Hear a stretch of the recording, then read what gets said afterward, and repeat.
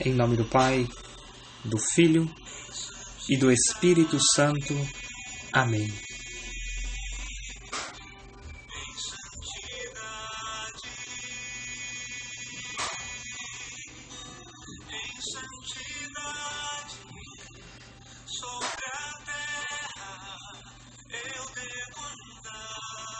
E foram ter com ele os fariseus, para o tentar, e disseram-lhe: é lícito a um homem repudiar sua mulher por qualquer motivo?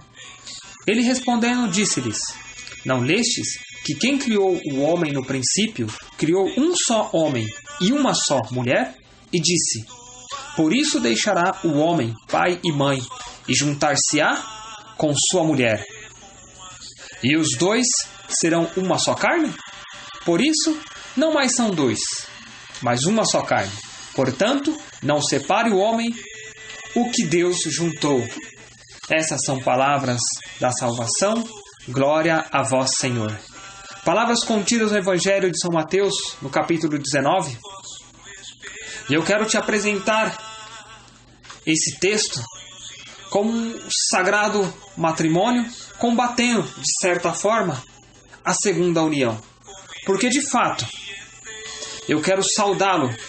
Você que é amante da cruz, você que é amigo de Deus, ó Teófilos. Com São João Paulo II nós aprendemos, precisamente, em vista da sua contribuição para o mistério da encarnação do Verbo, José e Maria receberam a graça de viverem juntos o carisma da virgindade e o dom do matrimônio.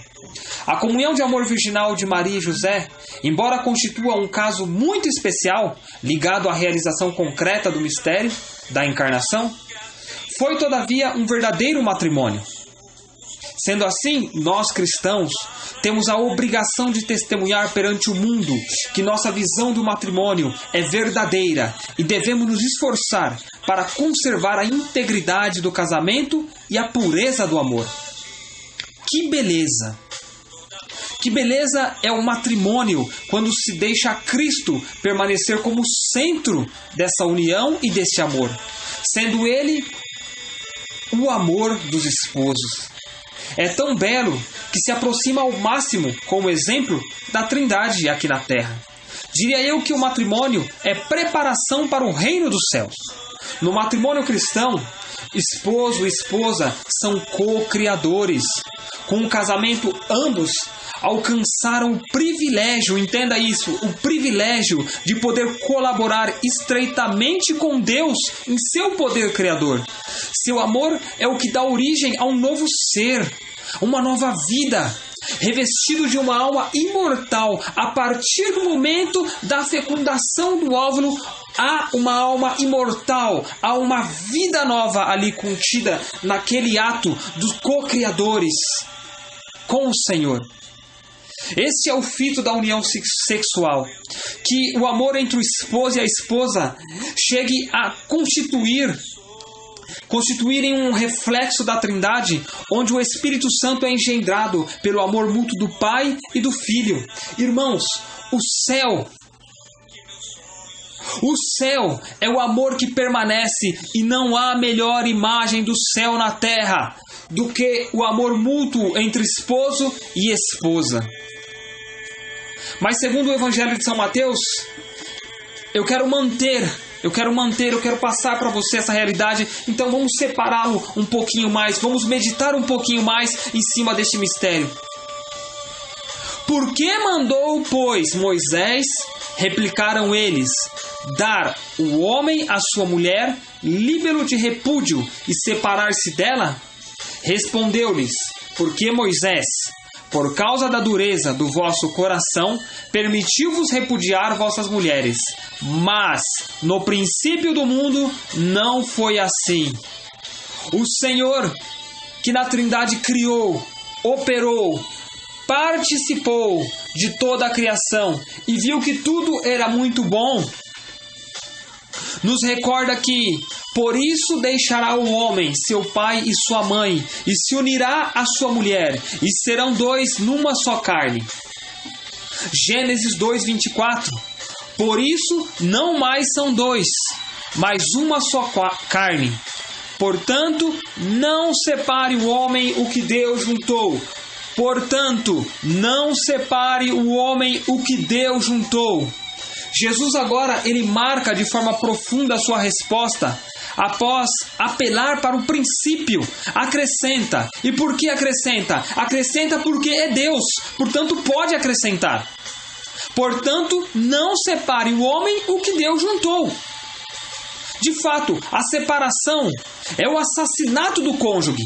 Assim como no filho pródigo, lá em Lucas 15:12, o filho pródigo assassina seu pai em seu coração quando pede sua herança. Ora, a herança é dada quando o pai falece e também a mãe. Assim não separe o homem.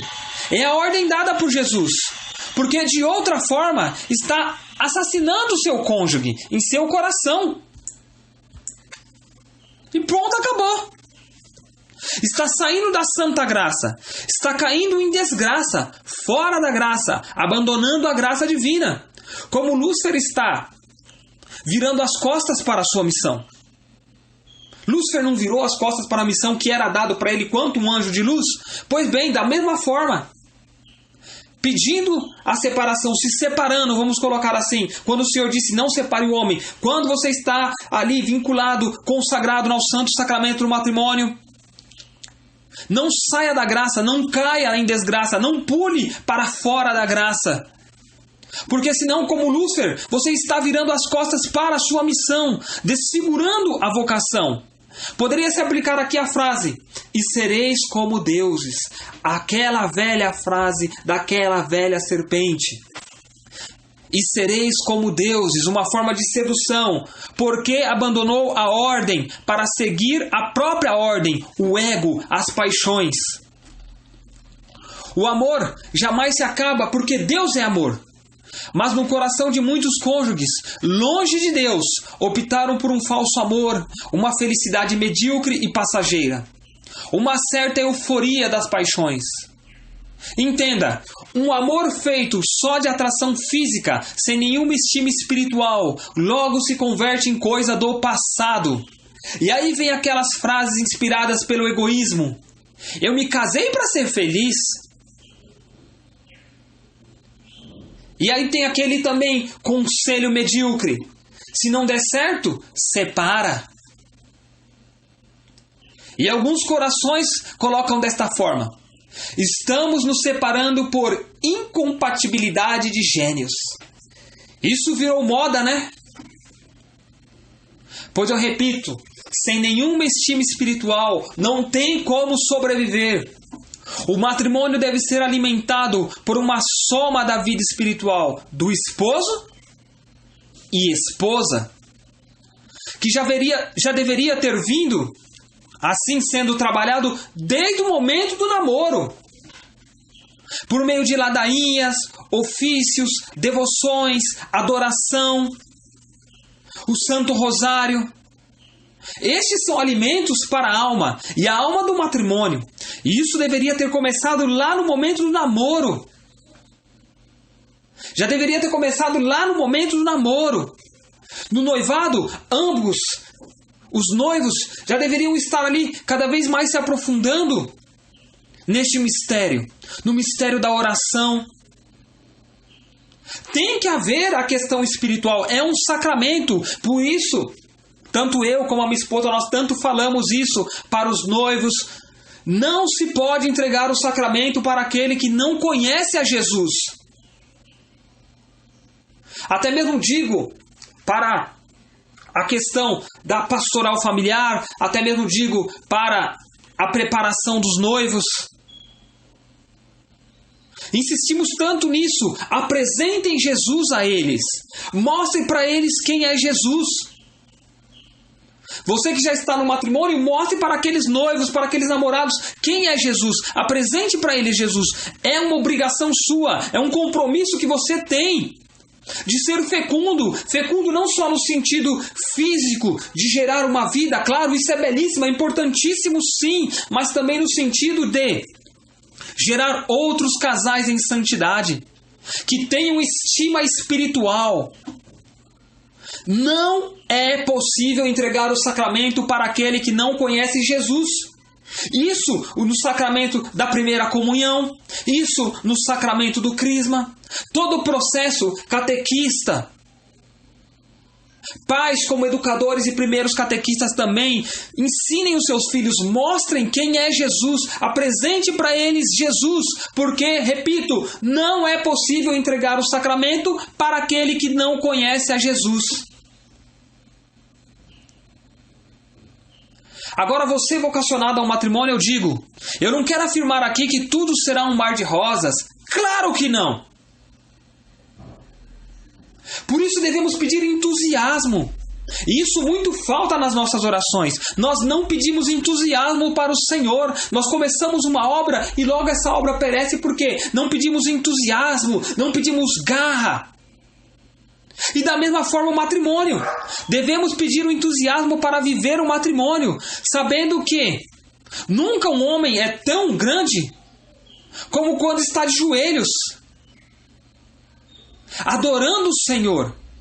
Então se coloque de joelhos, adore o Senhor. Nessa adoração peça para que o Senhor te dê entusiasmo pelo seu matrimônio, para você estar em casa com a sua esposa, com os seus filhos. Como é triste um pai chega do serviço e não tem gosto em estar ao seu lar, ao lado da sua esposa, brincando com os teus filhos, educando eles na fé, orando com eles, ensinando da doutrina para eles. Peça entusiasmo, se coloque de joelhos. Seja grande, estando de joelhos, reconhecendo que o Senhor é o Senhor da sua vida, é o Senhor do seu matrimônio, é o Senhor da sua história. Satanás está rondando todos os matrimônios, tentando destruir todos os lares. Não fique indiferente a isso. Faça valer a pena. Escuta, se coloca de joelhos em adoração e escutando o Espírito Santo. Peça entusiasmo para viver os planos de Deus em sua vida, as metas, os sonhos, os projetos, tudo de comum acordo com a graça. Como José e Maria de Nazaré, tudo para eles era em graça, porque o que dependia deles era obedecer à ordem. A ordem que vem do alto, a ordem que é dada do alto. A ordem que nos traz os auxiliares de Deus, os santos anjos. Se meditar a vida interior de José e Maria, encontrará riquezas raras, belíssimas, preciosidades para a tua alma. Mas não achará um mar de rosas. Isso você não vai achar na vida de José e Maria, na vida interior deles.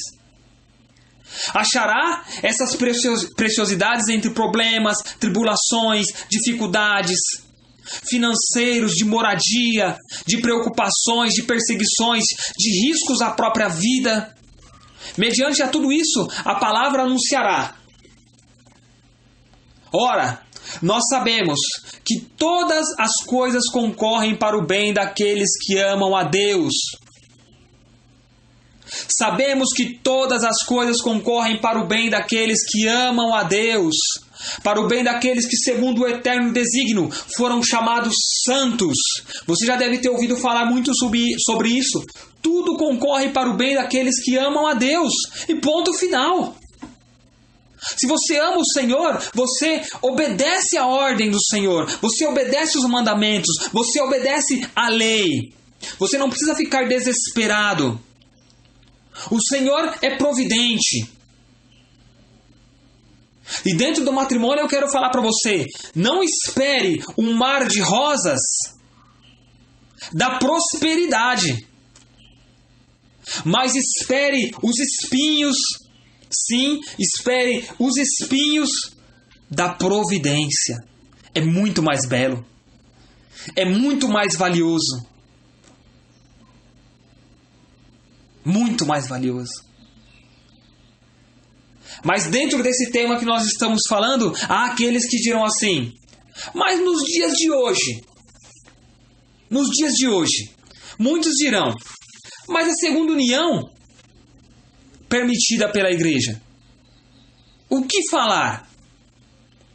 Mas o Senhor já respondeu isso para aqueles que o questionavam, que armavam ciladas para si.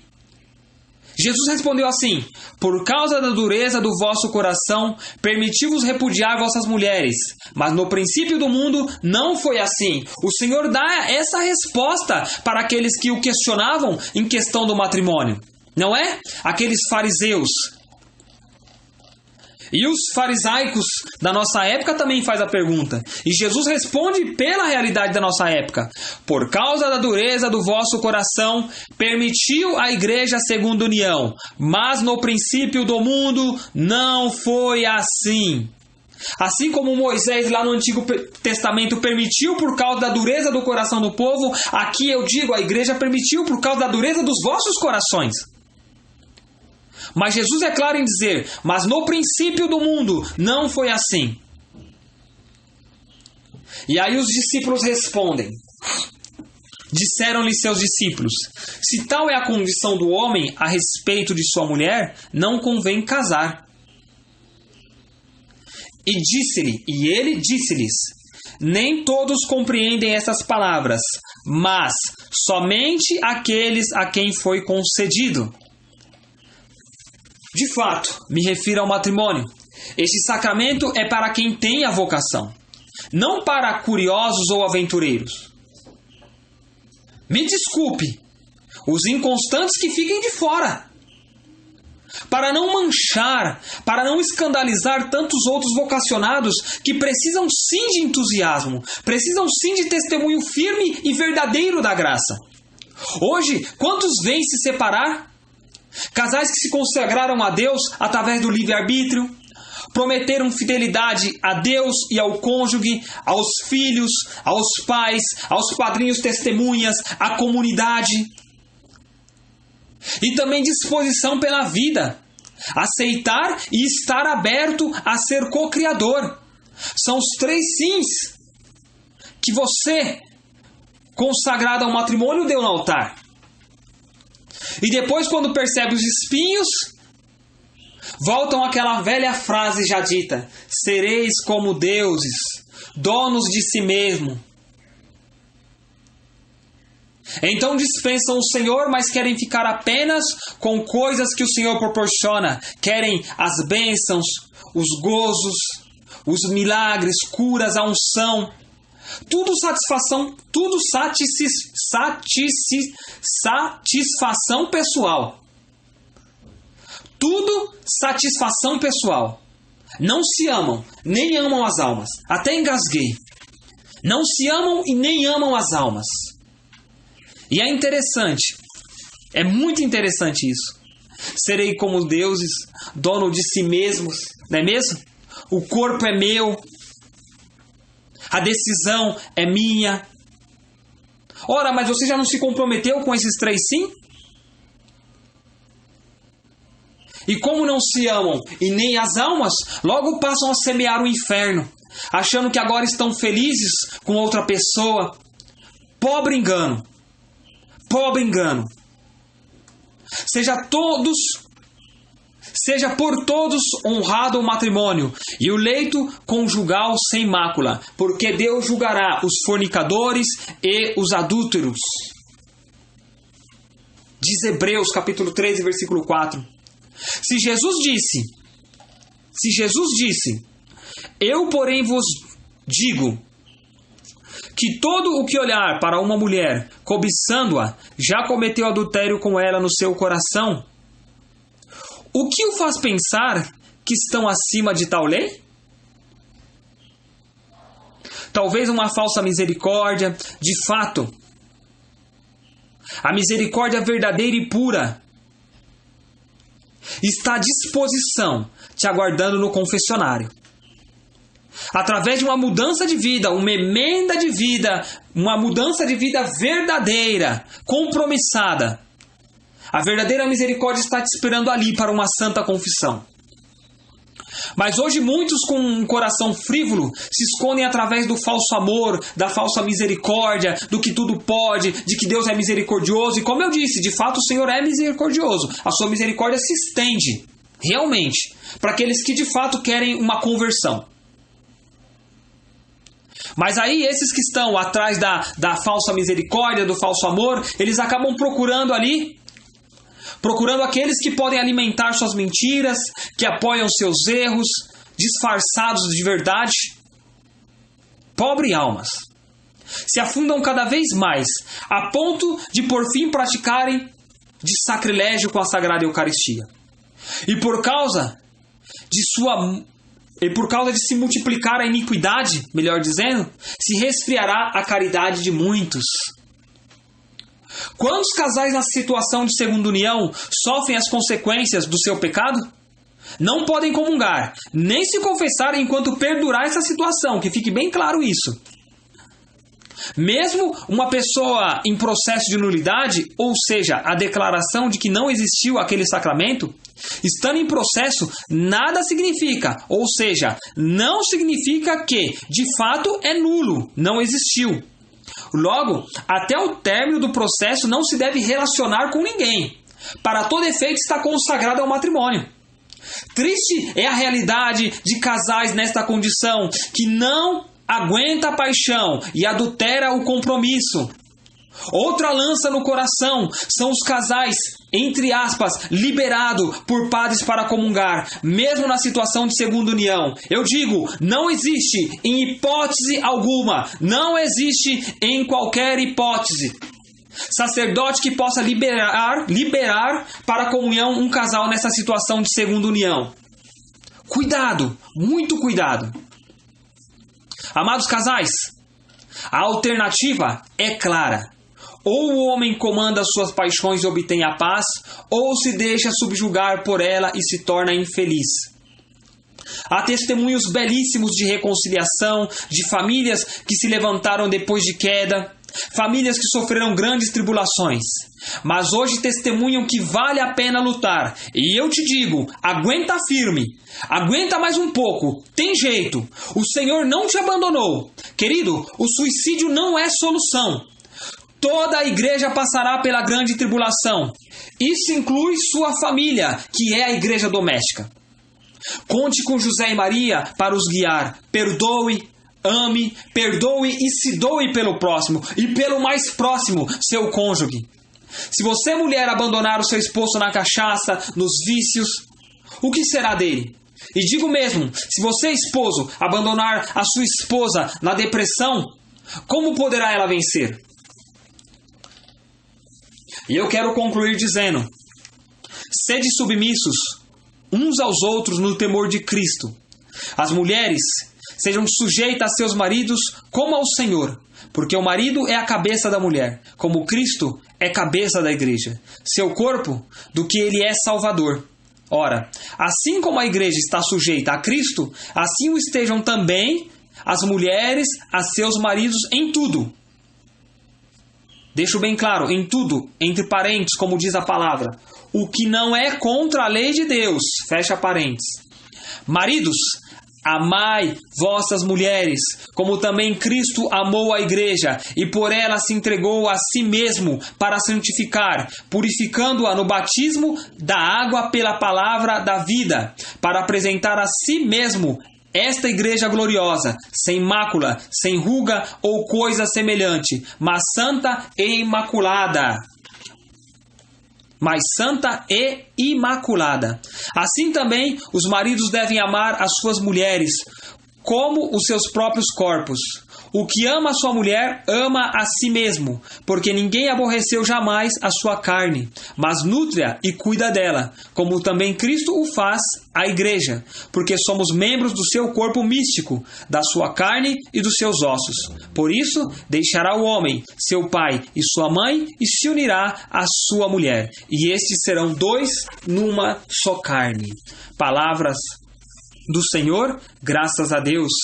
Em Efésios 5:21, e eu encerro dizendo: como Cristo se entregou, como Cristo se doou pela sua igreja, até a última gota do sangue, na sua paixão, crucifixão e morte. Esse é o seu chamado, esposo. Esse é o seu chamado, esposo. doar até a última gota do seu sangue pela sua esposa, pelos seus filhos, pela sua família. E da mesma forma, você, esposa, você, mulher, qual é o papel da igreja se não passar pelo mesmo caminho da grande tribulação que a igreja passou? Ou seja, ambos, esposo e esposa, sede submissos uns aos outros no temor de Cristo. Amém? Louvado seja Deus pela sua vida. Louvado seja o Senhor Todo-Poderoso. Que o Senhor te engrandeça de bênçãos e que essa reflexão venha cair no teu coração por meio da obra que é o Espírito Santo de Deus.